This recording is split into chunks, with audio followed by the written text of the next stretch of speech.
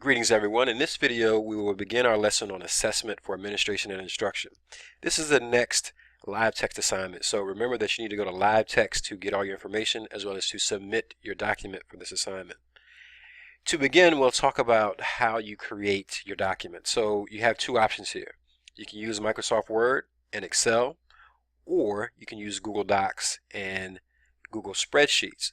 You will need to, either way, set up the documents as you see on the screen right now. So you should have your name, date, my name, and then a little title here, data analysis, and then we'll put this MTTS4, assessment for administration and instruction. Next, you'll have these headings, and you should have exactly what you see on the screen in your document. So if you do not have it set up this way, it will mean that you'll lose points. And just to give you an idea about what you'll do with assessment going forward, so we'll fast forward to your senior year. In your internship, you'll do what we call a student impact study, and that's where you'll develop an assessment. You will collect some baseline data, and the baseline data is the data you collect when you want to know what do students know and what do students need and what do students need to know. Based on that, you'll develop a lesson. You'll teach that lesson, and you'll see how the students perform. Then you'll have a post assessment. You'll take your data, your baseline data, and then your post assessment data, and you'll compare them and see what happened. Did your students learn? What worked? What didn't work? What decisions did you make that didn't work? What decisions did you make that did work? And these are called informed decisions. And so that happens in the senior year. And if any of you know any interns, or if you've been to our gallery walk, you know that this is going to be a big deal. You're going to be in a room, you'll be dressed up, you'll share your data, you'll have your project. And if you haven't been to one, I suggest you go to one. They usually happen at the end of the semesters so that interns can demonstrate what they have, or one thing they've done in their internship. And it'll be students there, it'll be faculty there, maybe some parents, depending on if they can make it. There may be some principals, there may be some mentor teachers. So there'll be a nice collection of people. So it's a good event to go to if you've never been to one, so that you can see what's coming. Alright, so now on to our assignment. And remember, I said you can use Google Docs or you can use Microsoft Office to complete this assignment. Either way, you need to set up your document like this. And if you're using Google Docs, I'll switch to that now. You'll notice that here's Google Docs, and we have our same setup, although you need to put a title up here. So I've got my title, as you can see. You just type that title for yours. And let me switch back to Word. Alright, the next thing we'll do is start to define assessment. So we'll make some bulleted items here. So let's go and insert a bullet, and then let's type that question.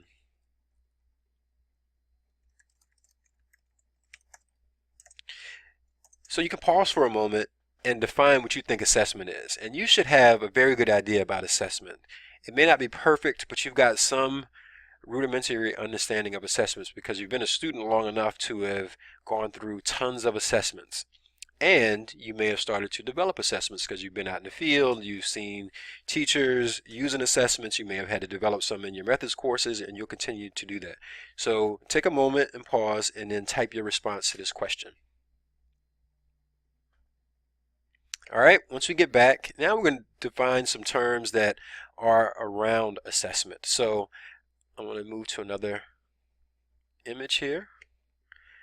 And what you see in the screen are terms associated with this concept of assessment. And you'll notice we have assessment here, so we just talked about that a little bit, and you gave me a little definition. And now what I want you to do is to select each term you see. So right here you see performance-based assessment, you see formative assessment, and you know if you see formative that you should be able to find summative, you see qualitative, you see quantitative.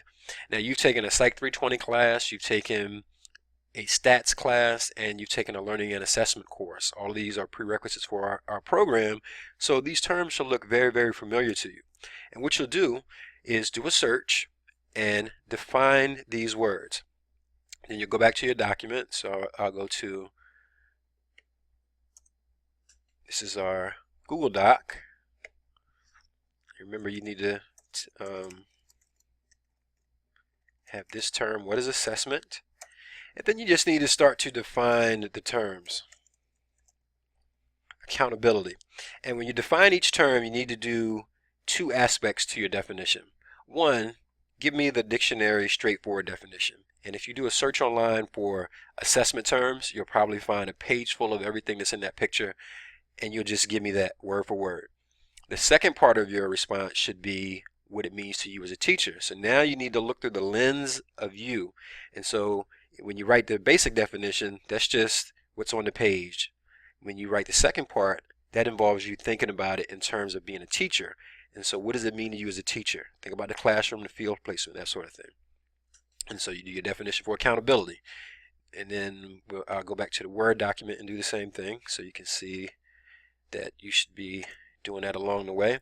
Now I'm switching back and forth, and this is going to look a little weird because the font changes from Google to Word, so whichever one you're working in, yours will be the same throughout, so don't let that throw you off.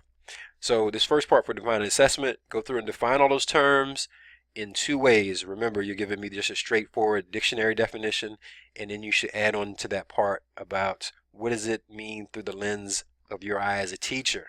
And remember, examples and connections and giving me that sort of detail is important. Now you don't need to go overboard. You don't need to write 20 sentences for each one, so don't bog yourself down that way.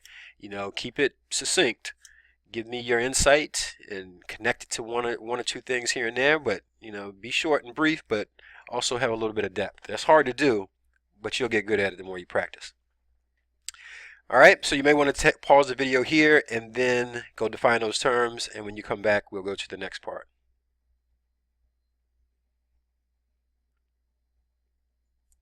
All right, so now we'll need that browser tab. So open up another browser tab, and then you'll need to type an address. And I want you to type MDK12, this one right here, MDK12.MSDE. If you're not familiar with the term MSDE, you should know it. It is the Maryland State Department of Education. All right, so mdk12.msde.maryland.gov. From here, we want to look at data analysis, where it says analyzing your data. So you have some options here: HSA, MSA, alternate MSA, school progress. This is all data from schools around Maryland. We'll pick MSA. And if you get something like this, you'll just have to refresh because there seems to be a problem with the site. Now when I click refresh, this is the page that you should have gotten to originally. If it doesn't happen to you, great. The next thing we'll do is select county.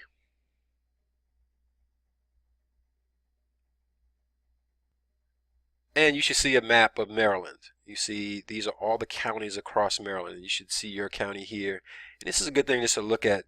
We're down here in Wacomico, and Maryland goes all the way over here. Although Maryland's a smaller state, it is quite large, or it takes quite a bit of time to get up in these areas. And we'll look at some data from here first. This is where we'll do our practice for the assignment.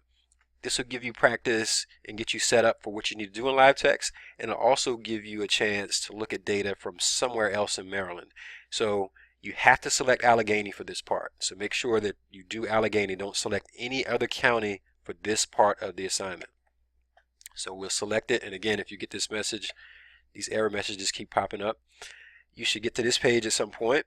So we clicked on Allegheny, and you'll notice it says drilling down into our data. So this is a section where we want to go. It says, how did our district perform this year? So this is going to give us a picture of the whole district. It's not one particular school, it's all the schools together in the county. So we can click on reading, or we can click on math or science. I'll start with reading. Once you get here, you'll see some data. And what I want you to do is pause here and study the table. Look at the key, look at the word basic, proficient, advanced. Think about what those things mean. Think about why these asterisks are here. And I want you to look at the subgroups. Take a look at the subgroups. And then I want you to look at these numbers. And I want you to write just 3 or 4 ideas that pop up when you look at this data. So study it for 5 or 10 minutes, pause the video, and then you'll need to go to your Word document, and then under analyzing data from around Maryland,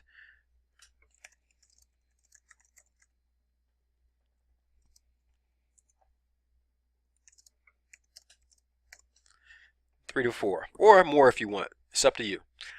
This shouldn't appear in your document, so you can delete that part when you have time. Just type your items up, and then when you're finished, you can come back. So you can pause here and then come back.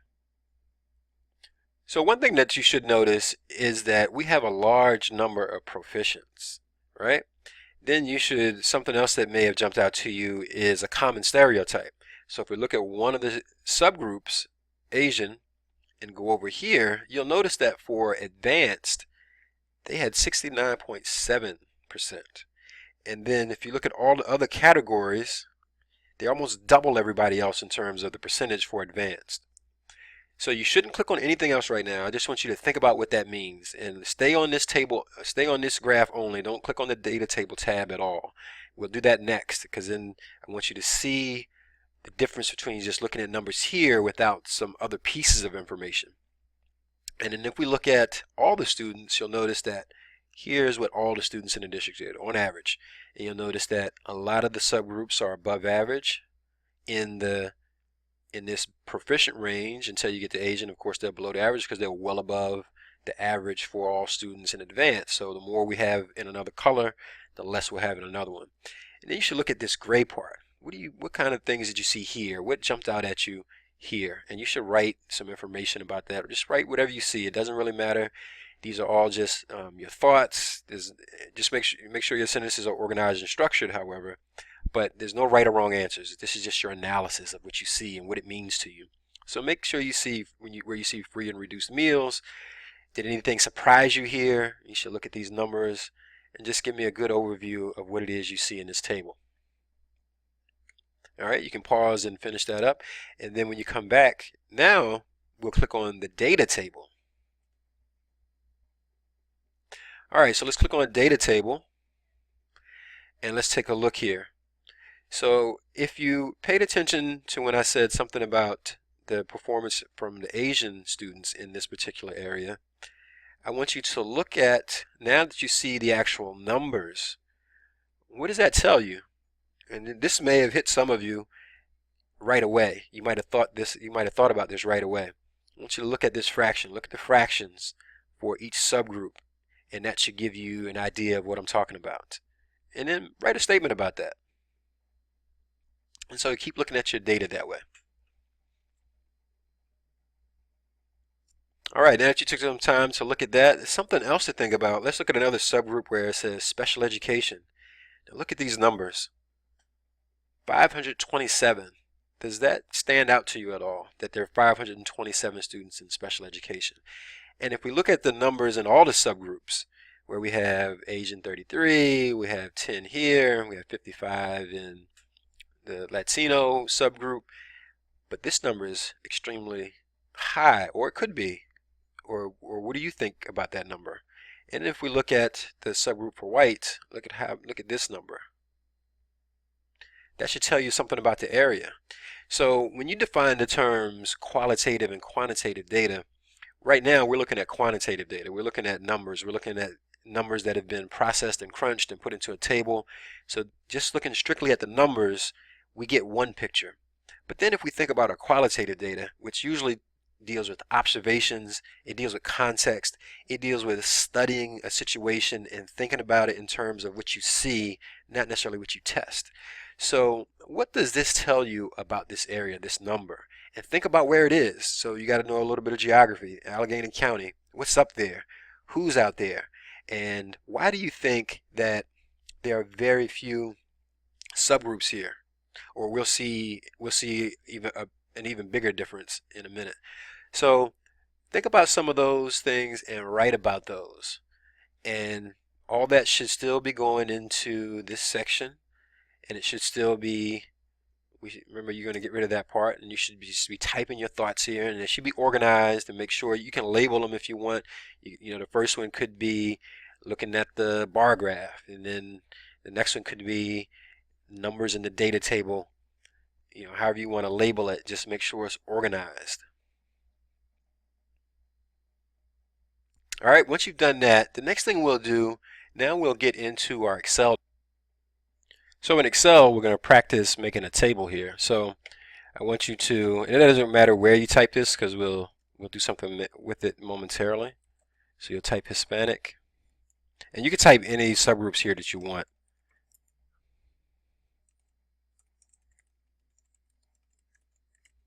And the first thing we'll do is show you that when this happens, you want to go up to here, and you can do quite a few different things to make this fit properly in that cell.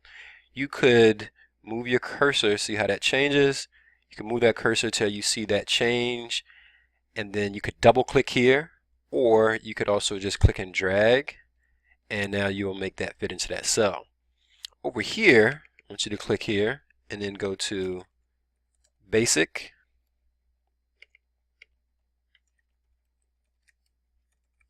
Proficient, and then Advanced. Alright, and then what I want you to do is to enter some numbers here. So you can pause, enter your numbers, and then we'll come back. Alright, so whatever 3 subgroups you picked, it should have a table like this now. So what I want you to do next is to highlight it all, and next we will center it. So take a moment and pause it. If you know how to center it, pause so that you don't hear it and you can practice yourself. But if you're not quite sure how to center this data, then highlight it like we did. Then we can go up to here, and where you see center text, we'll click on it. Alright, so this works the same. I'm in Office for the Mac, but it works the same on the PC. So you'll see some slight differences in terms of the interface, but the skills and the way things operate are pretty much the same. So Mac users, I'm using a Mac right now, so this should be exactly what you see. The next thing we'll do, keeping our data highlighted, is we'll create a chart next. And I want you to pause here to see if you already know how to turn data into a chart. Alright, so if you knew what you were doing here, you had all your text highlighted, and then you went to charts, and then you had to choose, well, what type of chart do I want? And it's important that you select the right type, because if you don't have the right type of chart, then it'll be hard to convey the information from the data that you would like conveyed.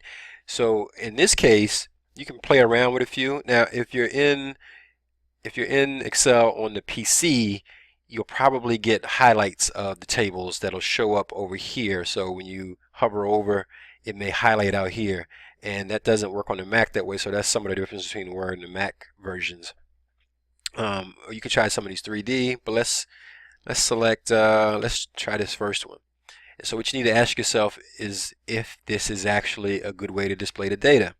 And if it looks like it is, you can select this one. And once you've made your selection, we can move this around, and we need to add a few items to it.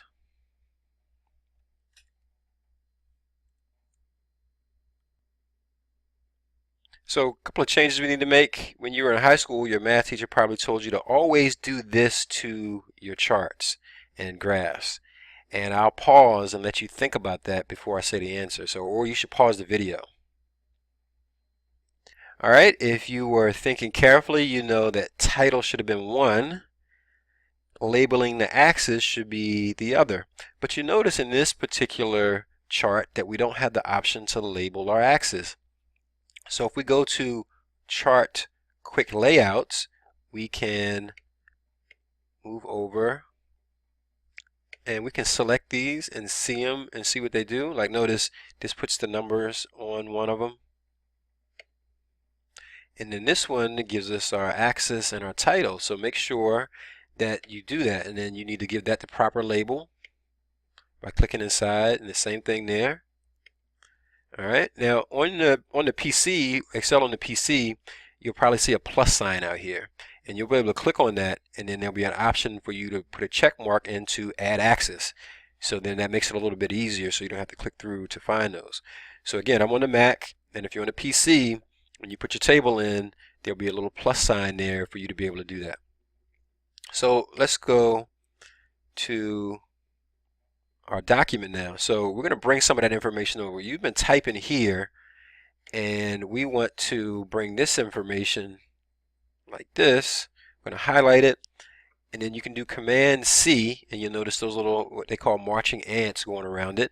That means it's all highlighted and been copied. Then we're going to take it over to our Word document. So you notice that our data was copied over, however, it's not in a nice neat table, and this could be hard for someone to read. So we need to make sure we have the borders so that it defines it. Now if you're on a PC and you're using Excel or Word, when you paste this in here like this, you have an option of selecting the borders to be there. So if you did a right click and then there'll be under paste options or paste special, you'll be able to hover over certain ones and you'll see the one that has the borders, and you select it and then the borders will appear. So let me undo this and then go back to Excel. So on the Mac, then what we have to do is just format our table before we go. So if you keep that highlighted and do a control click, so press the control button on your keyboard and then click your mouse to get this menu, and then you select format cells. Make sure you select border, and then you want to select outline, which outlines the outside of it, and then inside, which makes a little grid. Then we select OK, and now you may see the lines get darker. Now we can do Command C and go to our Word document and then paste, and now our table has lines. It makes it a little easier to read. The data looks very organized. The next thing we'll do is bring over our other information. Bring our chart over. Same thing, we can do Control C. Now the chart doesn't operate the same way, so we shouldn't have a problem here.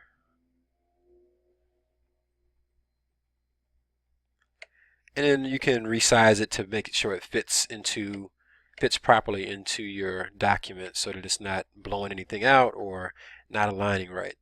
So now we have some data, and then remember, this is the entire county and it's just data for reading, and you only selected 3 subgroups. So the next thing you'll do is go back to our website now, and I want you to click the back button until we get back to where we selected county before. Now I want you to select school. And again, I don't know why this is working this way today. And once you select school, you'll go back to Allegheny again, and now you'll get a list of the different schools. I want you to select 2 of them, and you can use the same 3 subgroups that you picked for the county to look at in 2 schools. So this is your task right now. You will select 2 schools, look at either reading data, you can look at science data or math data, compare the 3 subgroups from the 2 different schools. So let's say you select Beale Elementary. Now you click on reading, and something that you might run into is that there's no Asians in this particular school, there's no American Indian. So when we looked at the overall county data, it looked like there was some diversity, and there is across the county. However, in individual schools, not as much.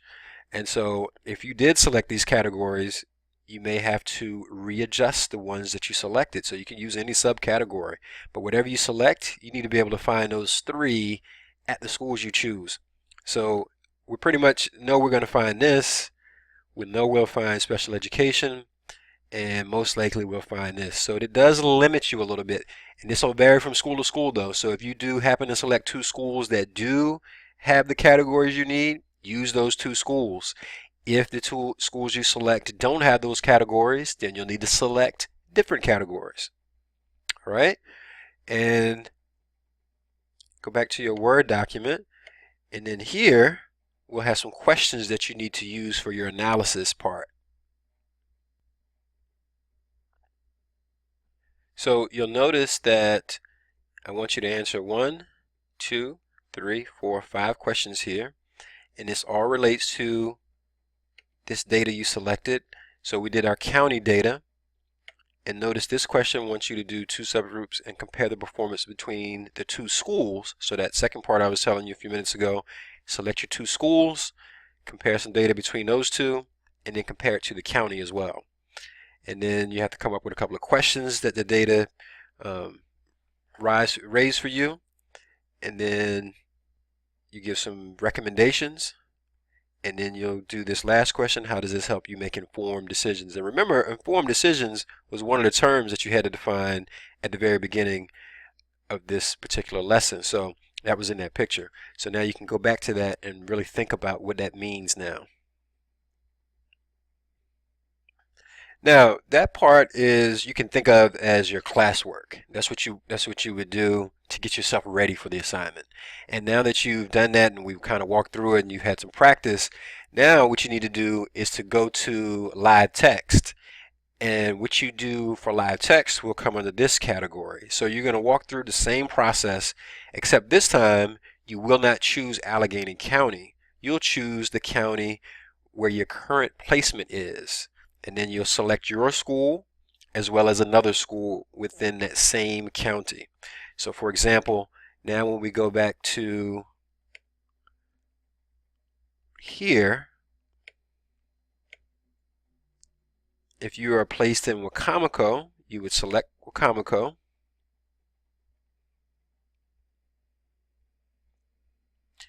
And then you would come down and select the school where you're placed. Now, unfortunately, Willards is not on here. So if you are at Willards, then you'll need to choose two different schools. So, if it's not here, there's nothing we can do about it. But select, so if you're at Del Mar, that's one that you have to select, and you can select any of the other ones. Or if you're at Prince Street, that's one that you would select, and then you select any other ones. And if you're not, and like I said, if you're at Willards now, you just select any two that you want. And you'll do that same process we just did. So you need to get the county data as well as the school level data, and you'll talk about more subcategories though. And that's the gist of what you need to do. And that'll be available in live text. And remember that this will be in one document. So whether you're doing Word or you're doing Google Docs, you just put it all in one document. You go from Excel to your Word document to enter your tables. And make sure your tables are properly labeled and they look nice and organized. Make sure your work is nice and organized. Make sure your questions have depth and your responses have depth. And you can do well on this assignment. And that will cover everything you need to do. If you have any questions, please let me know. A couple of quick announcements. You will be going to the RILE lecture. So make sure you're in attendance because you need to be there for the assignment that follows the RILE lecture. Has nothing to do with MTTS 4. This will be for the next week. But because this lecture is coming up, you got to make sure that you're there so that you can be prepared for the next thing that we'll do. But for now, your live text assignment, of course, is due next Friday, 11:59 p.m. as always. And then what you do at the RILE lecture, we'll talk about that a little bit later.